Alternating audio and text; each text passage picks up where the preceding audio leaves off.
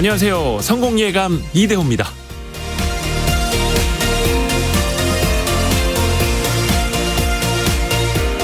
대규모 주가 조작과 그로 인한 무더기 주가 폭락 사태.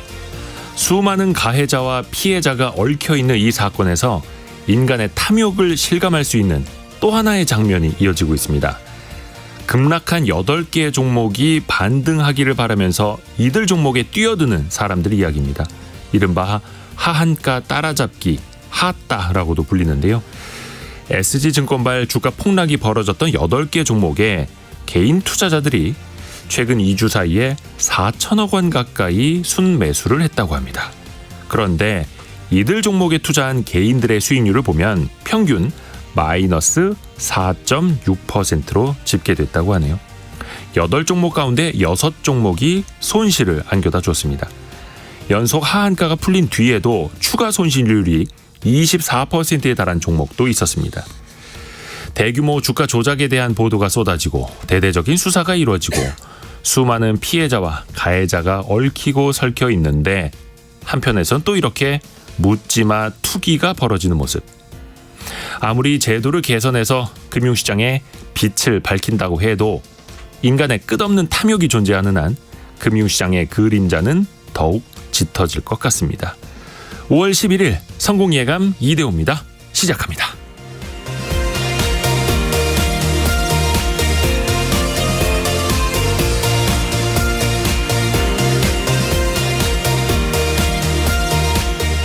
안녕하세요. Y스트릿 이대호 편집장입니다. 오늘도 경제상식 퀴즈와 함께 출발을 해볼까요? 이거 좋아하시는 분들 많으실 텐데 올해 1분기 국내 소비자들이 모바일 땡땡에 쓴 돈이 2조 원에 달했다고 합니다. 역대 분기별 최고치를 경신했다고 하는데요. 1인당 월 평균 지출액이 28만 원. 리니지 같은 경우에는 40만 원 넘게 쓰는 유저들도 있다고 합니다. 모바일이나 컴퓨터, 콘솔 등을 통해서 즐기는 이거는 뭘까요? 어릴 때는 스트리트 파이터 이 게임기 팩 하나만 있었어도 참 좋았네. 뭐 철권, 테트리스, 갤러그 등이 인기였다고 우리 작가님 세대에 이렇게 썼네요. 여러분이 여기에 갖고 있는 추억 또 많이 좀 공유해 주시면 좋을 것 같습니다. 짧은 문자 50원, 긴 문자 100원이 드는 샵 9730으로 참여해 주시면 되겠고요. 참여해 주신 분들 중에서 추첨을 통해서 선물도 보내드리겠습니다. 실시간 방송 상황은 KBS 콩 그리고 유튜브를 통해서 함께 하실 수 있습니다. 성공예감 이대호입니다. 자주 검색하시면 성공이 가까워집니다.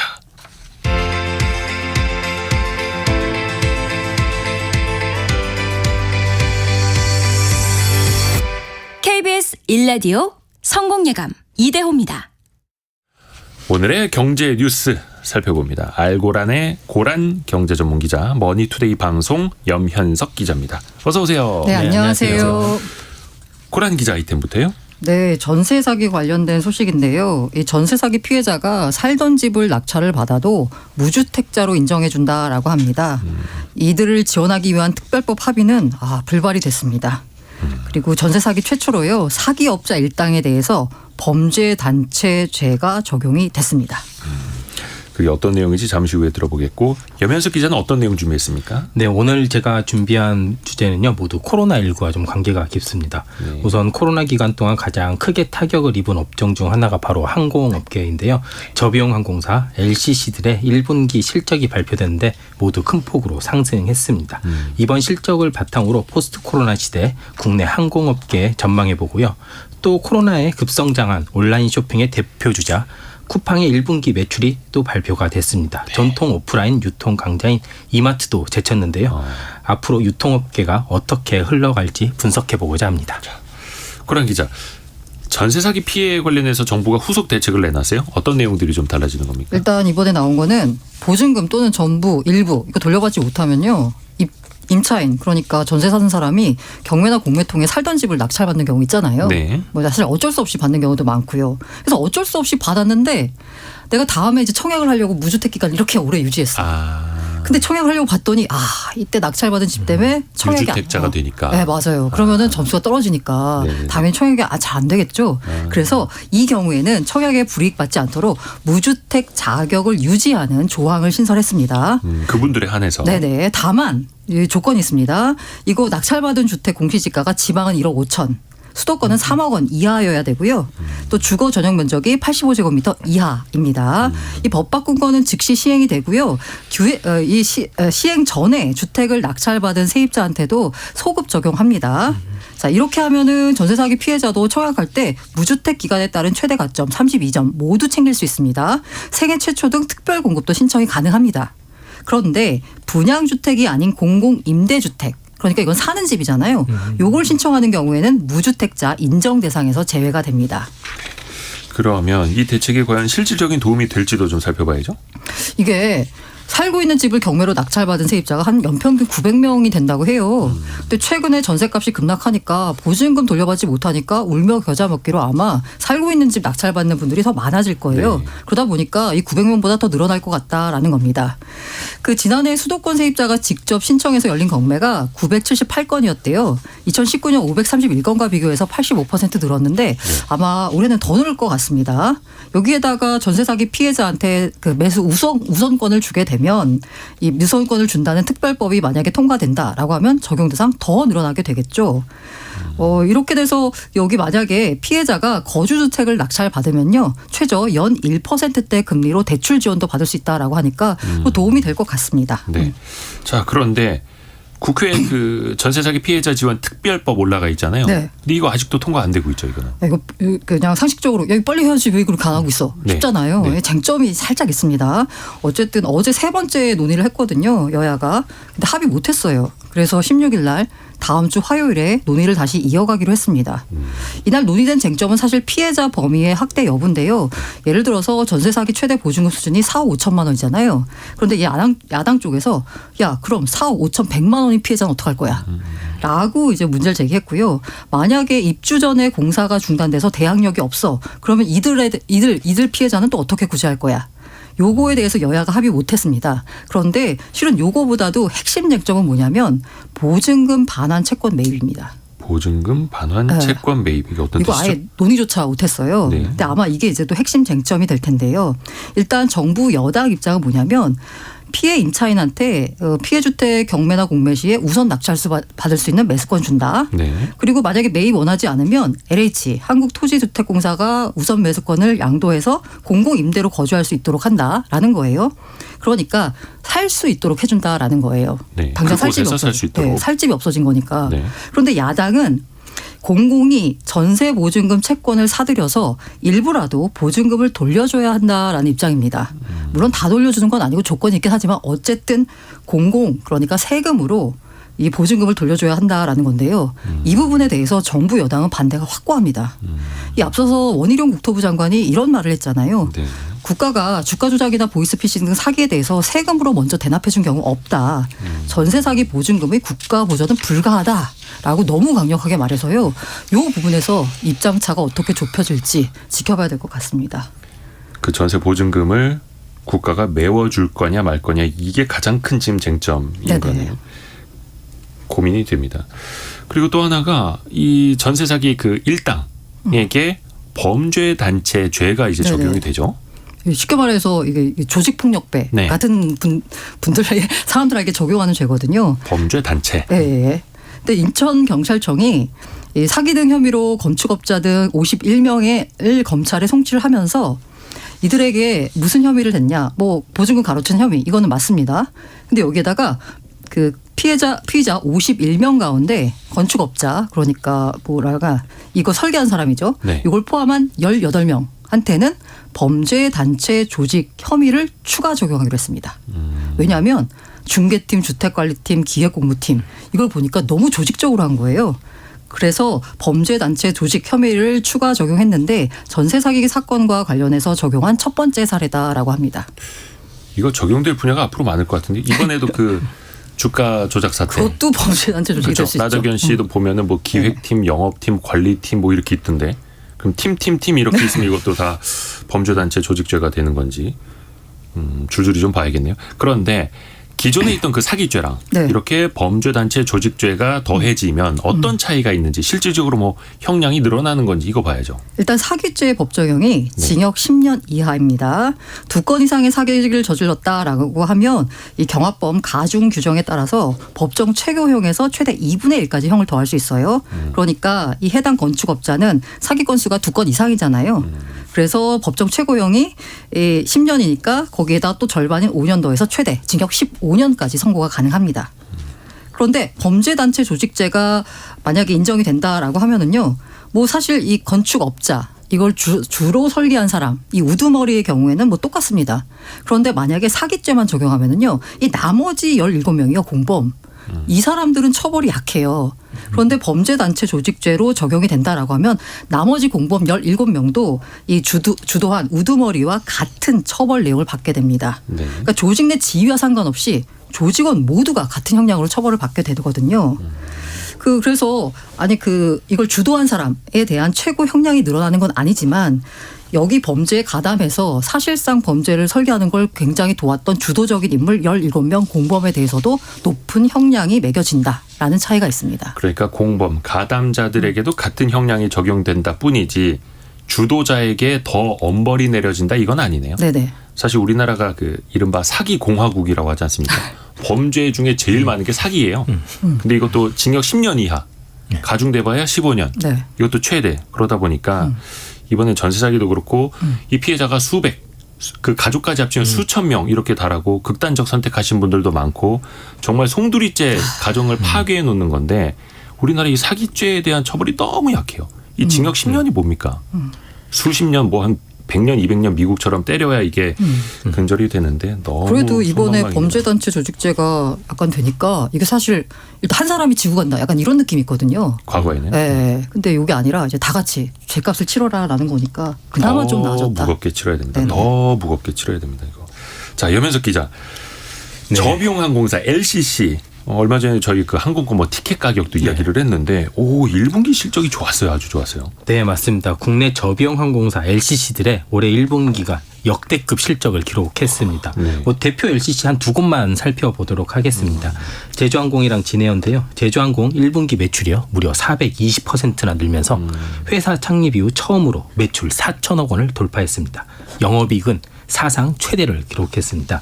진에어도 마찬가지로 한 1년 전보다 매출이 420% 증가한 3,500억 원대를 기록했고요. 영업이익은 약 850억 원으로 집계됐는데요. 매출과 영업이익 모두 사상 최대치입니다. LCC들의 호실적은 아무래도 엔데믹으로 사회적 분위기가 바뀌면서 주요 국가들의 입국 절차가 완화돼 이제 입국이 쉬워지고 또 겨울철 휴가철과 맞물리면서 해외여행 수요가 크게 늘었기 때문으로 분석됩니다. 실제 그리고 LCC들의 주력 노선이 더 빨리 회복을 했거든요. LCC들의 주력 노선이 일본과 동남아인데요. 이곳의 노선 여객 회복률이 70%입니다. 대형 항공사 유럽과 중국은 각각 58%, 9% 정도 회복한 것과 비교하면 회복률이 상당히 높습니다. 어떻게 보면 이제 코로나19 이후에 그 항공사들 정말 어려움에 빠졌었는데 3년 만에 눈물의 반전 드라마를 썼네요. 네, 맞습니다. 자, 그런데 대형 항공사들의 노선 회복률은 좀 저조하다. 그렇죠? 뭐 네. 대한항공이나 아시아나항공 같은 대형 항공사들의 성적표는 그럼 어땠습니까? 네, 1분기 실적만 놓고 보면요. 예. 대한항공 등 대형 항공사의 완전 완패입니다. 대한항공의 1분기 매출은요. 1년 전보다 14% 증가한 3조 2천억 원을 기록했습니다. 하지만 LCC들과 달리 영업이익은 47% 감소한 4,150억 원이었습니다. 네. 이는 코로나 기간 동안 이제 부진했던 여객 매출이 4배 가까이 증가하면서 매출을 견인을 했지만요. 다른 여객 회복률이라든지 그리고 주요 수익원이었던 코로나 기간 때 화물의 매출 그다음에 수익성이 줄어들면서요. LCC와 비교해 매출 성장이나 영업이익이 크게 감소한 것으로 나타났습니다. 특히 여기에 운항이 이제 늘고 있잖아요. 네. 그렇기 때문에 뭐 운항비라든지 유류비 특히 특히 유류비라든지 아니면 승무원들의 추가 고용, 이제 추가 지출들이 늘면서 여러 가지 영업이익을 감소시키는 것이 많이 나왔습니다. 또 아직 실적이 발표되지는 않았지만요. 또 다른 대형 항공사인 아시아나 항공 역시 대한항공이랑 상황은 비슷한 것으로 전망되고 있습니다.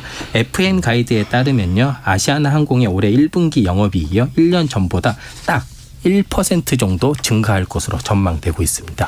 그러면 그 저비용 항공사랑 대형 항공사들이 이렇게 수익성이 극명하게 갈리는 건데 대표적인 이유는 어디 있습니까?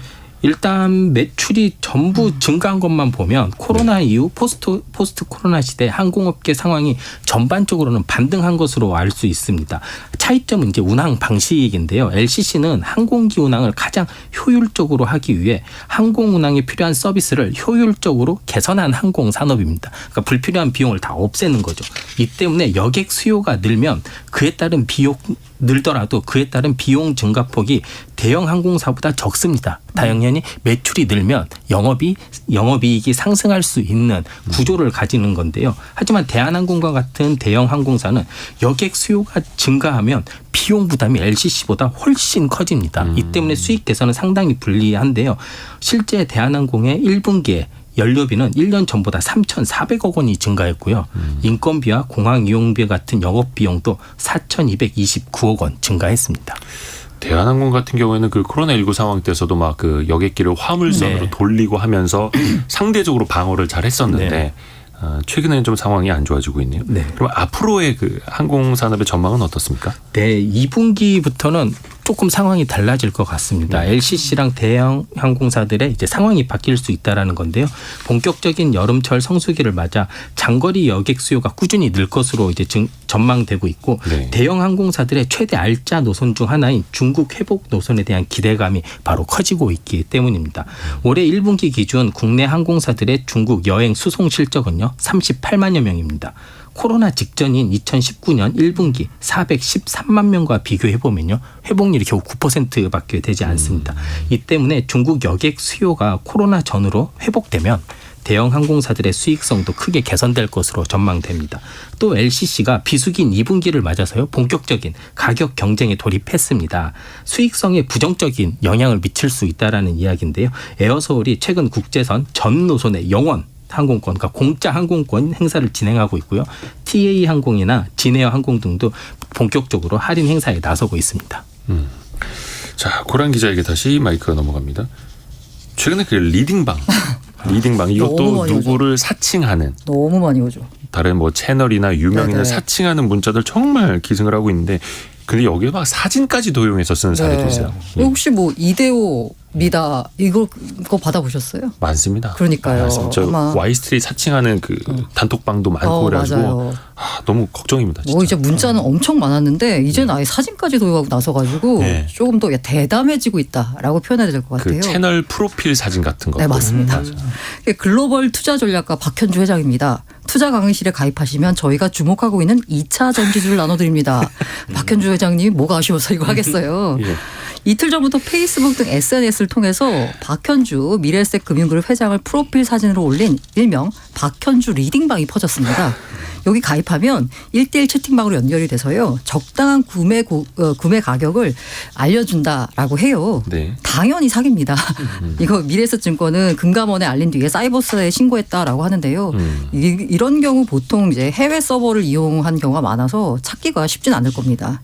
최근에 보면은 금융투자업계 유명 투자 전문가 사칭한 불법 리딩방 기승을 부리는데 뭐 박현주 회장 외에도 강방천 에셋플러스 자산용 회장, 존리 전 메리츠 자산용 대표 등을 사칭한 리딩방 사기가 발생하고 있습니다. 이래가지고 유인해가지고요. 회원료 내면 유망한 주식 종목을 찍어주는데 아니면은 아예 허가 없이 운영하는 가짜 HTS로 유인한 사례도 있고요. 투자금 보고 당연히 안 되고요. 주가 조작에도 연루될 수 있습니다. 주의가 필요합니다. 이게 차라리 리딩방이면 나요. 그러니까 금감원에 정식으로 등록된 유사투자자문 업체면 차라리 나아요. 돈을 받고 대가를 제공하는 거니까. 금감원에 등록이 된 거니까. 근데 이렇게 누군가를 사칭한다라는 건 그냥 대놓고 사기를 목적으로 여는 거거든요. 그래서 이게 그래도 등록이 되어 있는 유사투자자문 업체랑 그냥 이렇게 사기를 치려는 단톡방 업체들하고는 좀 분간을 하셔야 됩니다. 그래서 이거는 금감원 파인 금감원 파인이라는 사이트 들어가시면은 등록된 유사투자자문 업자를 검색해 보실 수 있습니다. 이거 계속 피해자가 늘고 있잖아요. 문제는. 소비자원에 따르면 작년에 접수된 유사투자자문 관련 피해 구제 신청이 2,800건이었어요. 네. 2017년에 475건이었는데 뭐 5년 사이에 6배 늘어난 건데 피해자 대부분을 보면 투자 경험이 별로 없는 고령자와 주부 등입니다. 최근에는 이제 그 문자 메시지가 아니라 카카오톡을 통해 가지고도 많이 퍼져요. 그러다 보니까 카카오도 대책 마련에 고심하고 있는데요. 리딩방 관련 불법 홍보 시에는 그 오픈 채팅방에 대해 영구 이용 제한 조치를 취하고 있다라고 하지만 여전히 기승을 부립니다. 근데 이제 더 악질인 사람들이 등장을 합니다. 리딩방 때문에 손실 본 사람들이 많다라는 걸 알고 그분들한테 손실을 복원해드립니다 하고 접근하는 사람들도 진짜. 있어요. 그러니까 한 번 피해를 당한 사람을 한 번 더 털어먹는 거잖아요. 네. 이 경찰청 국가수사본부가 코인 투자 명목으로 거액을 송금받아서 가로챈 보이스피싱 신종 수법이 나타났다라면서 주의를 촉구했습니다. 이게 어떤 방식이냐면요. 일단 과거의 증권이나 코인 거래로 손실을 본 사람들을 찾습니다. 이분들은 사실 이거 만회하고 싶잖아요. 이걸 악용합니다. 그래서 우리가 보상해 주겠다라고 접근을 합니다. 그러면서 피해자 신분증, 계좌번호 등을 받아서 이걸 가지고 이걸 이용해서요. 피해자 몰래 피해자 명의로 대출을 받습니다. 그러니까 돈이 입금이 되거든요. 돈이 입금이 되는데 사실 그 돈이 알고 보면 그냥 내 이름으로 빌린 돈이에요. 이렇게 돈이 입금이 되니까 요 입금된 돈을 우리한테 또 주면 우리가 불려주겠다라고 해서 1억 원 입금받고 다시 1억 원 받고 1억 원 받고 이런 방식으로 5억 원 털린 분이 계세요. 근데 개인 투자에 대해서 보상이나 환불해 준 거는 절대 없습니다. 그냥 대놓고 사기죠 이거는. 네. 그래서 국수본 관계자의 말은 모르는 사람에게는 절대 계좌번호와 신분증 등 개인정보를 보내서는 안 된다라고 강조하고 있습니다. 그리고 왜 그 보이스피싱을 당하신 분들이 그런 주변 시선 있잖아요. 네가 좀 멍청해서 당했다. 네가 좀 모자라서 당했다라고 하는데 요즘은 워낙 첨단으로 하기 때문에 안 당할 수가 없대요. 그러다 보니까 아예 모르는 전화 이런 거 받지 말고 조심하셔라라고 계속 강조합니다. 그래도 이 사람들이 정말 돈을 쉽게 벌고자 하는 인간의 그 욕심을 또 노리는 거죠. 그래서 이제 당하는 사람이 또 당하는데 정말 조심하셔야겠고 진짜 저는 강조하고 싶은 게 네이버와 카카오 같은 인터넷 사업자들이 정말 이거 반성을 해야 됩니다. 저희도 그 사칭방 뭐 예를 들어서 Y스트릿 사칭방 이런 거 정말 많이 신고를 하거든요. 그럼 돌아오는 답이 뭔지 아세요? 실질적인 피해를 입증하세요. 피해 자료를 보내주세요예요. 그러니까 Y스트릿을 사칭해서 누군가 피해를 당해야만 조치가 들어가는 거예요. 말이 안 되는 거죠. 그래서 이건 누가 봐도 다 사칭방이라는 거 있거든요. 전문가들 뭐 증권사 이름, 유명 경제 유튜버들 사칭하는 사람 많으니까. 근데 이거를 네이버 카카오에서 지원액이란 거의 불가능에 가깝습니다. 인터넷 업자들이 좀 반성을 좀 하셔야 됩니다. 자, 염현석 기자. 네. 쿠팡이 또 역대급 실적을 했어요. 네. 오늘 역대급 실적을 낸 곳들이 많습니다. 네, 쿠팡이 경기 침체와 유통시장 둔화 속에서도요. 분기 최대의 매출과 3분기 연속 영업 흑자를 기록했습니다. 쿠팡 실적 보고서를 보면 58억 달러, 우리 돈으로 7조 4천억 원의 매출을 냈습니다. 특히 처음으로 1억 달러 이상의 영업이익을 기록하면서요. 영업이익 역시 역대 최대치를 기록했습니다. 특히 올 1분기 전통의 유통 강자 이마트 매출이 이제 넘어설 전망인데요. 증권가에서는 이마트의 1분기 예상 매출액을 7조 2천억 원 수준으로 추정하고 있습니다. 앞으로도 이런 좋은 실적이 이어질 수 있을까요? 조금 지켜봐야 되긴 하겠지만요. 일단 2015년 이후 한 8년 정도 만성 적자에 시달렸습니다. 네. 쿠팡이. 그런데 6조 원 넘는 금액을 이제 투자를 하면서요. 그 투자 성과가 본격적으로 나타나는 것으로 보입니다. 이제 관건은 쿠팡이 미래 성장성이 얼마나 되느냐 여부입니다. 사실 그렇죠. 쿠팡과 같은 온라인 중심의 사업군은 가입자 수가 사업 성패의 핵심입니다. 현재 쿠팡의 주가가 작년 2분기 이후 최저점을 찍은 후 지금 어느 정도 오르고 등락을 계속 반복을 하고 있습니다. 네. 쿠팡의 주 사업자인 우리나라를 살펴보면 4월 기준 쿠팡의 활성 사용자가 1,900만 명을 넘어섰습니다. 뭐 더 성장할 수도 있겠지만요. 국내에서 양적 성장에는 분명 한계가 있어 보입니다.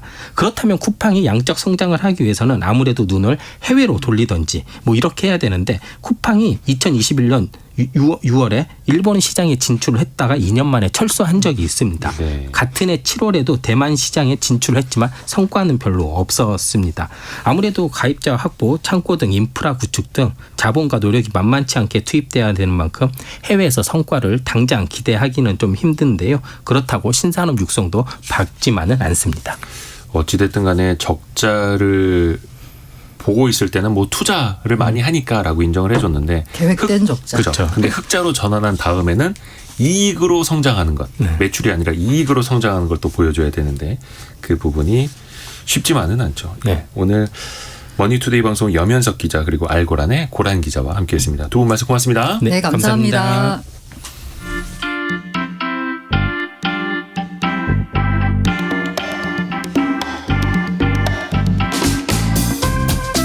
지금 여러분께서는 KBS 1라디오 성공예감 이대호입니다를 듣고 계십니다.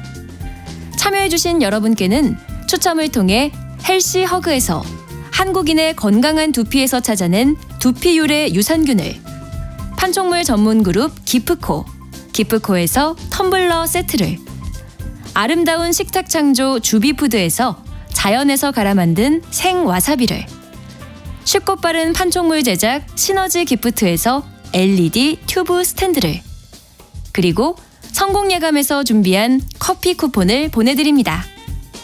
당첨자는 성공예감 이대호입니다 홈페이지에서 확인하세요. 오늘 경제상식 퀴즈 정답은 박유진 님이 제일 먼저 보내주셨습니다. 아까 거의 시작과 동시에 제가 시작하자마자 여러분이 좋아하시는 겁니다라고 경제상식 퀴즈 문제를 내드렸는데 어떤 분은 막 쇼핑 막 이런 거 보내주시고 근데 그거 아니고요. 모바일, 뭐 PC, 콘솔 이런 걸로 우리가 즐길 수 있는 두 글자인데 힌트가 될 수도 있을 것 같습니다. 많은 분들이 보내주시는 사연도 있는데요.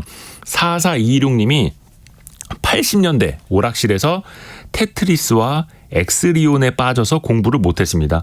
그랬던 제가 지금은 여기에 빠진 아들을 꾸짖는 아빠로 살고 있습니다. 라고. 2714님은 옛날 구슬치기 하던 시절이 생각납니다. 라고. 더 많이 거슬러 가셨네요. 0825님은 어린 시절에는 오락실에서 덩치 큰 기계 앞에서 이걸 즐겼는데 이제는 그게 손 안에 들어와 있네요. 라고 해주셨죠. 김태호님은 우리 동네 최초 보글보글 100판 깼습니다. 만세 오락실의 전설이었습니다. 이름 새기고 오셨죠? 예, 이름 새겨놔야 됩니다. 그리고 1233님은 중학생 시절에 철권포 하고 있는데 20연승을 하고 황금 몽쿠진? 이건 뭡니까? 하여튼 승을 이어가고 있었는데 상대방 형한테 뒤통수 세게 얻어맞고 너는 밥 먹고 이것만 하냐? 하더라고요. 다들 이렇게 자랑을 하시는 것 같은데 예, 그렇습니다. 중요한 거는 이름을 새겨야 된다라는 거. 우리 동네 오락실에 내가 역사를 남기고 왔다라는 거. 자, 이런 사연도 좋습니다, 여러분. 짧은 문자 50원, 긴 문자 100원이 드는 샵 9730 KBS 콩 열려 있습니다.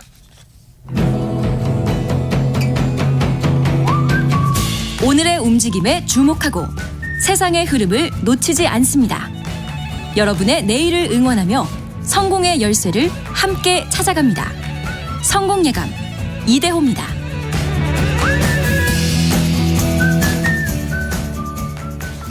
설탕 가격이 장난이 아닙니다. 설탕 가격이 12년 만에 최고치를 기록했다고 합니다.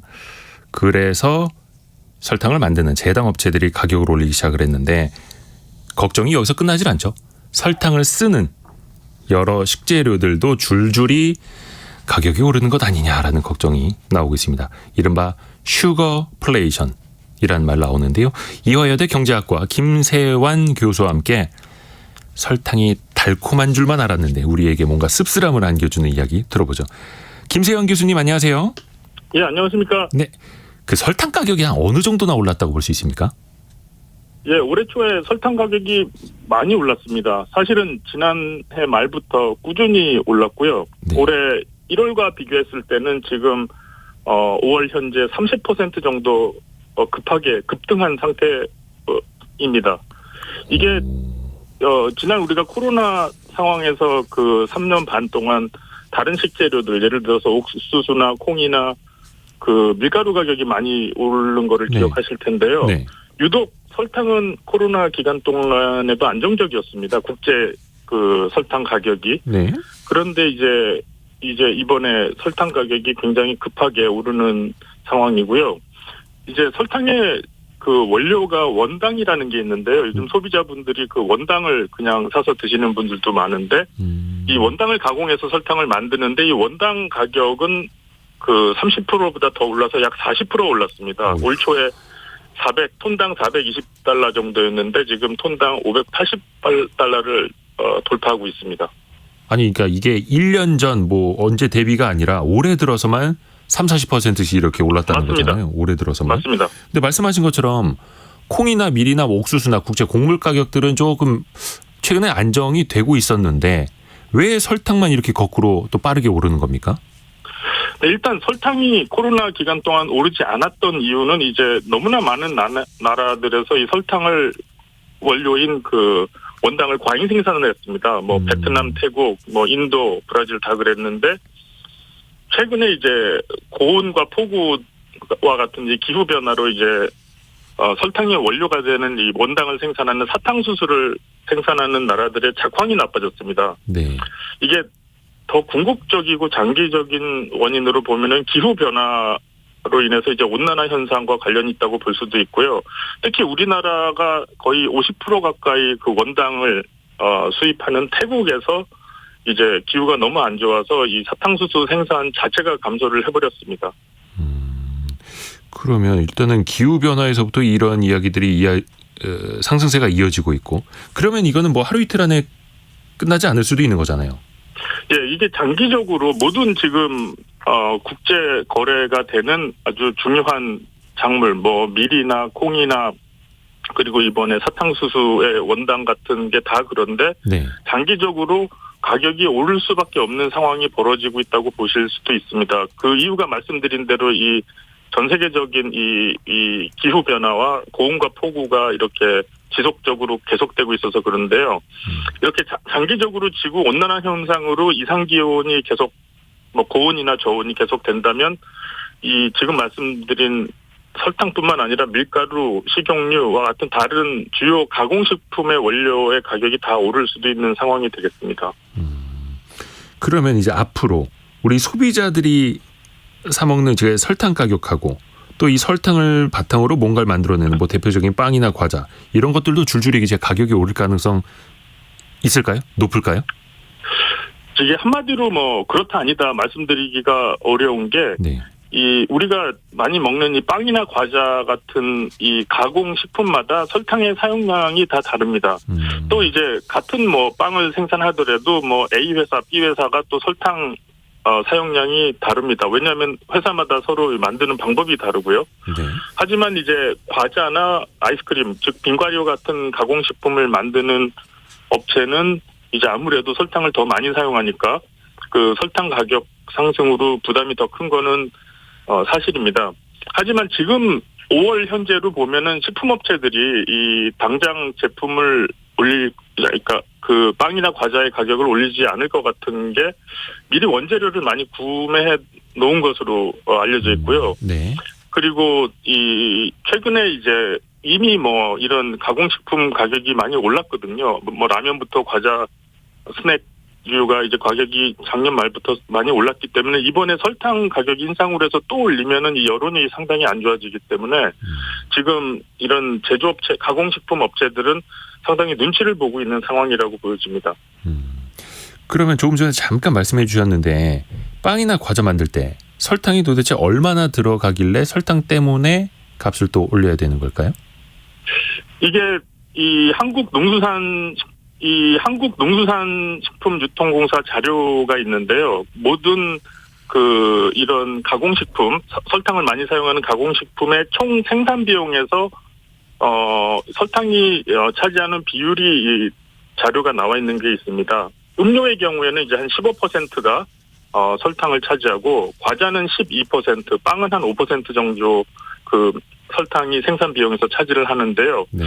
그래서 이제 전체 이제 과자나 음료나 빵을 만드는 그 생산 비용에서 원가가 그 원가에서 설탕이 10% 정도 차지한다 해도 이 설탕 가격이 막상 10% 오르면 제품 가격은 10%에 10%니까 1% 정도밖에 오를 이유가 없거든요. 네. 그래서 최근에 그 이런 설탕 가격 상승으로는 이 과자나 빵 만드는 가공업체들이 이 제품의 가격을 올릴 요인은 좀 작아 보이는데, 그거보다 사실 설탕 자체보다는 전기요금이나 인건비나 가스요금이 올라서 이 제품의 가격을 올릴 가능성이 더 큽니다.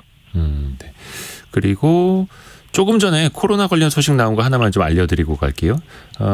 윤 대통령이 코로나19 팬데믹 극복을 선언을 했고요. 위기 단계도 하향 조정했습니다. 그러니까 심각 단계에서 경계 단계로 낮아지는 거죠. 또한 확진자를 7일간 격리할 의무가 5일간 격리할 권고로, 의무가 권고로 전환이 됩니다.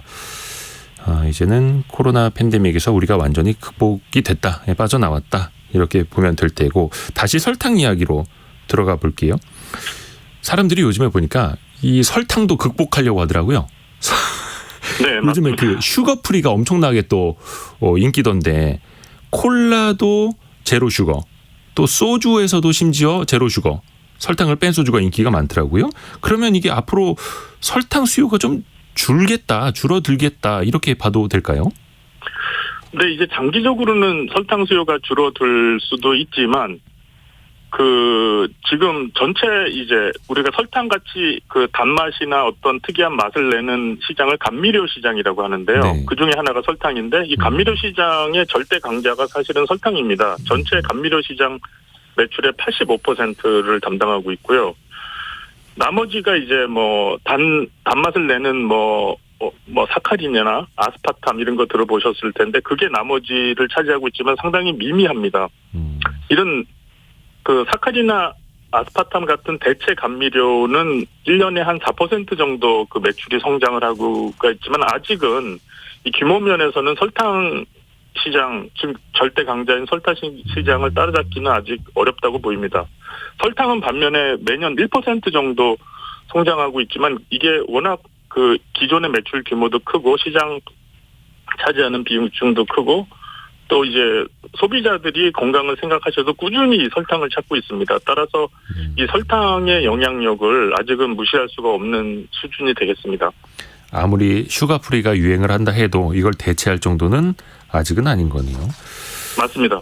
그래서 이제 원당 가격이 오르고 있고, 또 설탕 가격이 순차적으로 이제 또 반영이 되고 있는데, 그건 어떻습니까? 그 설탕을 만드는 회사들, 제당 업체라고 하죠. 거기 어떤 독과점으로 인한 문제는 없습니까? 네, 맞습니다. 이게 이제 많은 소비자분들이 이제 그 슈퍼마켓에 가면 설탕 만드는 회사는 3개밖에 우리나라에 없습니다. 수입 설탕 빼고요. 네.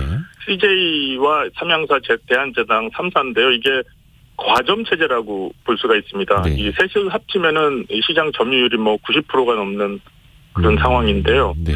이게 설탕 제조는 대량 생산을 통해서 중소기업은 할 수가 없고, 대량 생산을 통해서 그 원당을 많이 수입해서 그 생산 비용을 줄이는 이런 대표적인 산업인데요. 네. 특히 이 설탕 생산 3사는 이제 소비자한테 이렇게 파는 그냥 설탕보다 이 회사에 공급하는 그 제과업체나 이런 라면 업체나 이런 곳에 B2B 형식으로 회사에서 회사에 거래하는 형식의 매출이 큽니다. 따라서 이 설탕 제조업체들은 이 설탕 가격 원재료가 올라도 그거를 사실은 제빵업체나 제과업체에 설탕 살짝 떠넘길 수 있는 시장 지배력이 있다고 볼 수가 있습니다. 따라서 이 시장 형태가 이렇게 3사 체제로 계속되는 이상, 설탕 가격을 소비자한테 파는 가격은 안 올려도 이 제빵업체나 제과업체에 공급하는 가격은 올려서 그런 빵이나 과자 가격이 살짝 오를 수는 있는 상황이 되겠습니다. 그러니까 제당 3사의 점유율이 90%가 넘는다. 그러니까 또 B2B 방식으로 계단식으로 이제 어떻게 보면 가격이 전가가 될 테고요. 근데 아까 잠깐 이제 슈가프리 이야기를 했고 사카린 같은 거 이야기를 좀 하기는 했는데, 산업 차원에서도 그렇고 어떤 좀 설탕의 대체제를 우리가 더 많이 개발을 하고 그걸로 점유율 더 높이고, 그래서 좀 가격 민감도를 떨어뜨리고, 그런 방법은 좀 어떨까요? 네, 이게 이제 사실 그 다른 선진국에서는 이제 대체 그 감미료, 그러니까 네. 사카린이나 아스파탐 같은 대체 감미료가 상당히 인기가 좋은데요. 우리나라에서는 소비자들이 사카린에 대한 좋지 않은 인식을 많이 갖고 있습니다. 예를 들어서 뭐 옛날에 사건도 많았는데 네. 이 사카린의 원재료가 이제 원유와 석탄인데요. 네. 여기서 이제 추출하는 물질인데 이제 그거 자체가 굉장히 불쾌하고 그리고 사카린이 뭐 몸에 좋지 않다는 그런 보고도 많았고 그래서 이제 그거를 소비자들이 아직도 기억하고 있기 때문에 이 대체 감미료 시장이 커지기가 어려운 소비자들이 인식이 변하기 전에는 그런 상황이 되겠고요. 따라서 이제 국내 이제 식음료 업체에서는 이 사카린 사용이 많지가 않습니다. 다른 나라에 비해서.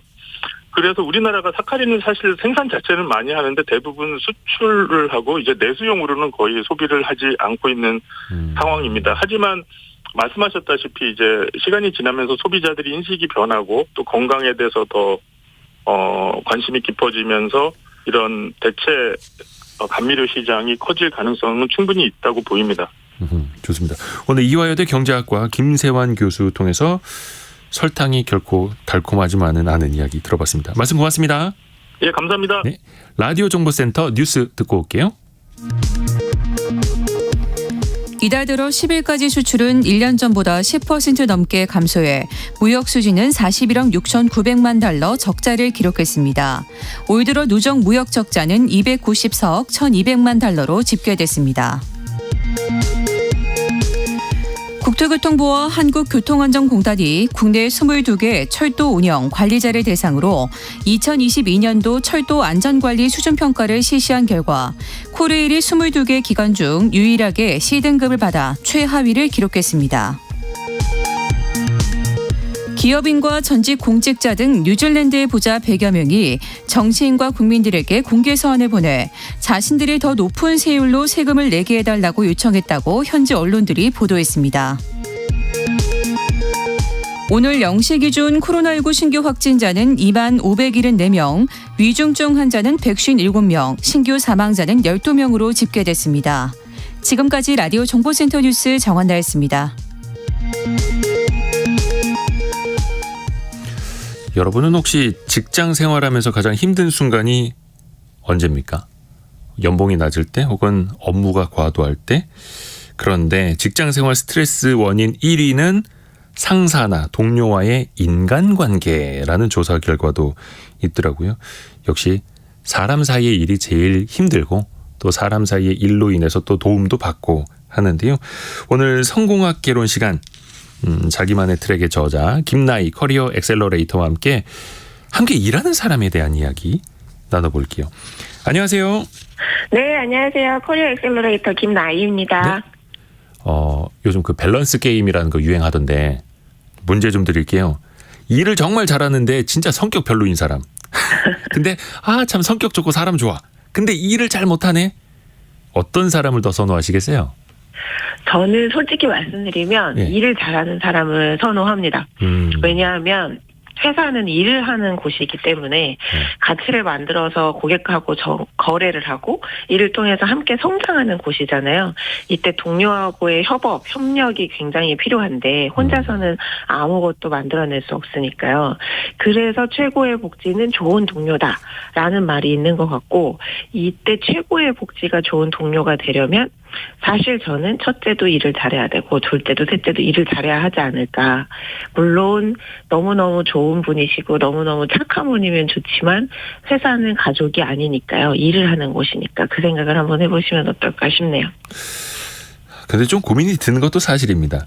맞아요. 그렇기는 합니다.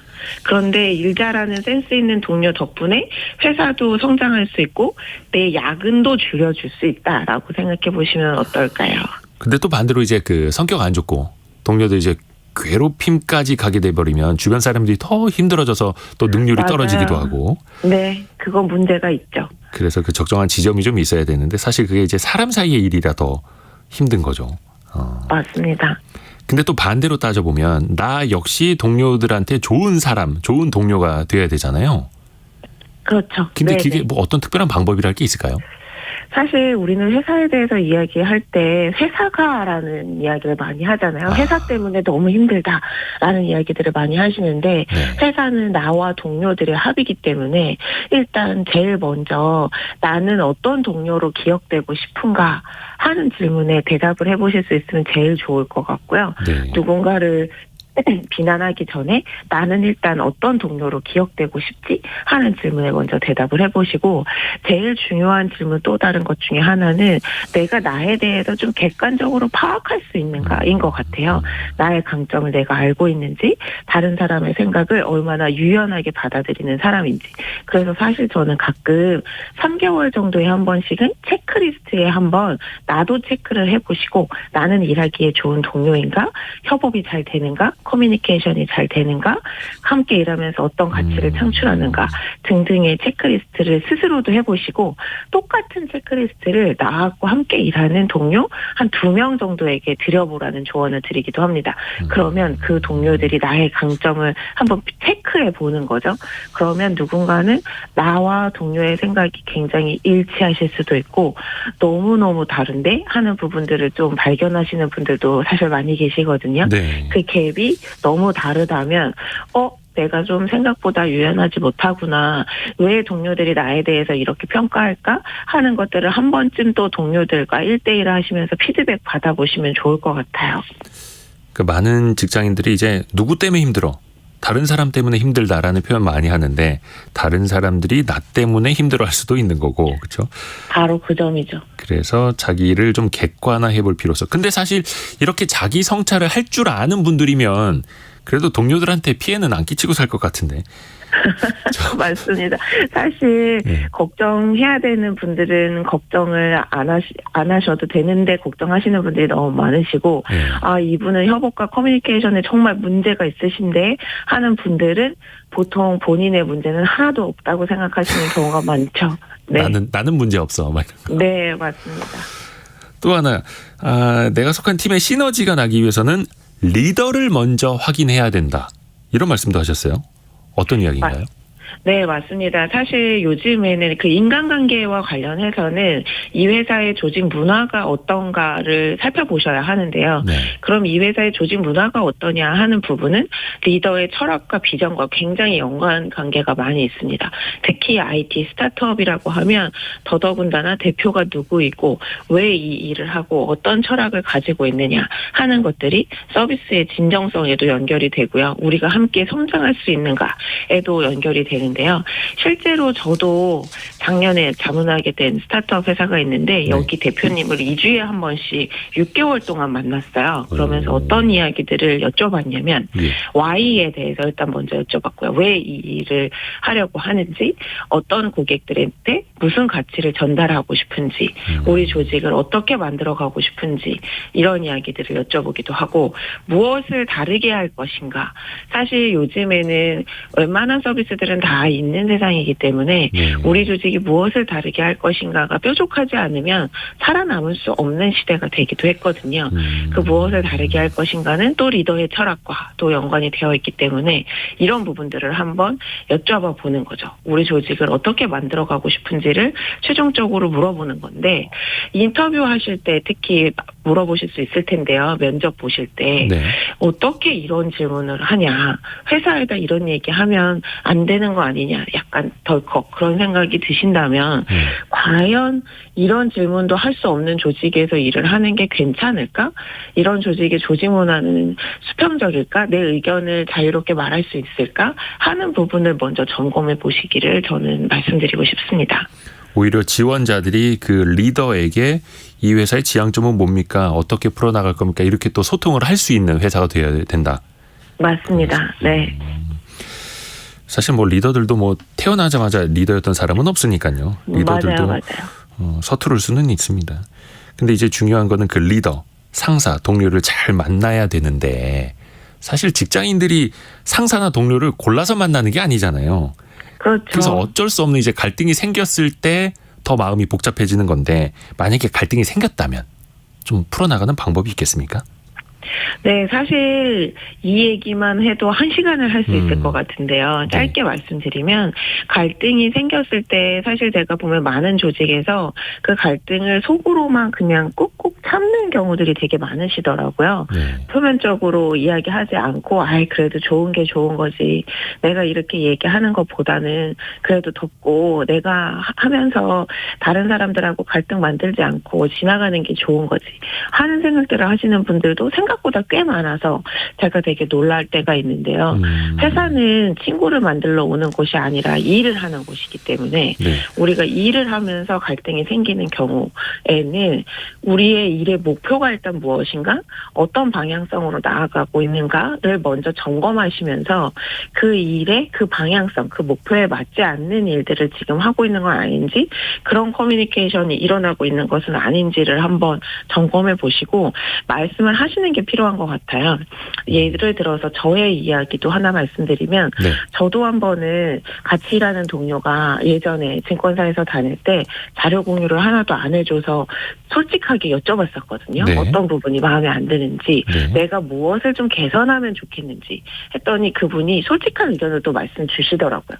그래서 좋은 게 좋은 거지 이렇게 넘어가시기보다는 솔직하고 투명하게 내 의견을 먼저 공유하시면서 어떻게 더 나아졌으면 좋겠는지의 의견을 구하고 싶다 하는 식으로 대화를 이끌어 가시면 그래도 좀 더 말씀을 할 수 있지 않으실까?